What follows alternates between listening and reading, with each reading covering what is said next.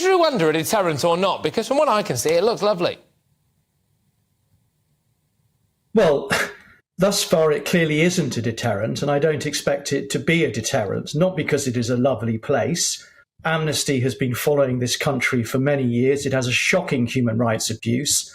It has a totalitarian regime with a president who supposedly has polling results of 99% favourability in elections, and a regime that is currently engaged in stoking, if not actively involved, in refugee-producing conflict in East DRC, which it has been shockingly engaged in for years and decades.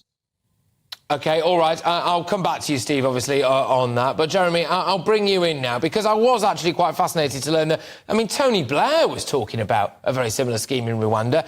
And, in fact, the EU have already sent people over to Rwanda. I don't remember hearing too much of a clamour about all of that. It's just bad when we do it, is it? Exactly. It seems to me that this is a case of quite a few countries are interested in these kinds of schemes. They're just trying to see if the UK can pull it off. And ultimately, we're facing a global situation where immigration levels are pretty much unprecedented. There's a lot of people around the world who want to leave their country and want to emigrate somewhere better. And if we don't do something about it, then the numbers that we've seen in recent years will, well, they could pale in comparison to the future numbers that will come. OK, all right. Steve, I'll bring you back in now. Look, now, the cynic in me, potentially, Steve, would say that actually, as long as people are crossing the channel and as long as people are risking their lives and as long as it can be told that they're going to be deported to some kind of human rights hellhole, then charities like Amnesty can do rather well with donations. But if that isn't the case, and actually they're being sent somewhere quite nice and it's quite a good policy and it also acts as a deterrent to stop people coming across the channel and basically everyone's a winner, then Amnesty doesn't really have anything to live for in the UK when it comes to the channel. So actually, are you just pumping out negativity, frankly, to keep yourself in business? No. Amnesty's been in business for decades, long before this was ever imagined by the present government, or indeed similar schemes imagined by previous governments. There's plenty of human rights work to be done both in the UK and elsewhere in the world, and quite frankly, Amnesty would much prefer to focus on that than have to be addressing such a dreadful policy by what could be and should be a country that leads on human rights respect, rather than leaps for the gutter and encourages other countries to do likewise. OK, how do you respond to that, Jeremy? Steve thinks that we're leaping for the gutter here.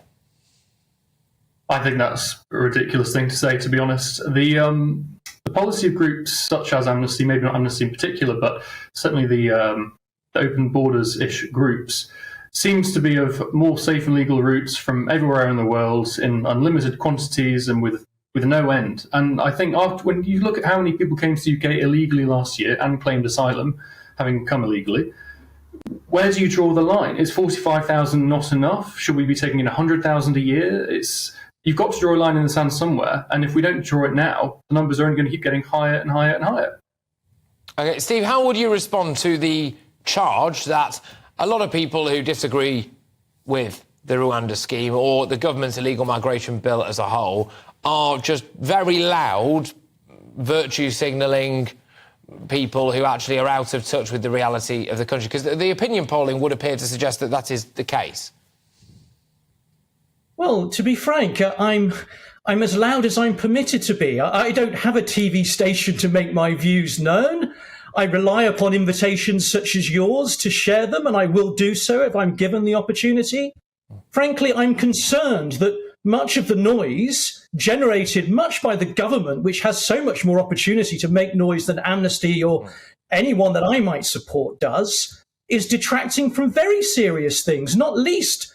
Let's, for example, take the legislation that is currently being proposed by the government that you say is largely supported by the British people by perhaps a small majority.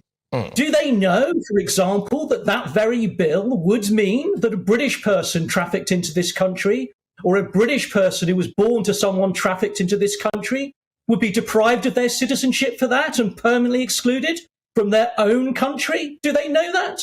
No, because we have so much nonsense and noise by the government over trying to do something which frankly is disgraceful in many ways, not least the way I've just described, And it's very difficult for people like I to have sufficient voice to be able to displace that, but I'll keep trying. Well, there you go. And for what it's worth, Steve, you know, we might disagree on a lot of stuff, but I'm very glad that you do come on and talk about it, because it enables us to have debates like this. And so we are very grateful for you coming on. I'm going to lob it over to you, Jeremy. Do you think the British public fully understand this? Do you think that if they knew more detail on it, as Steve was saying, that they will be more opposed to it all?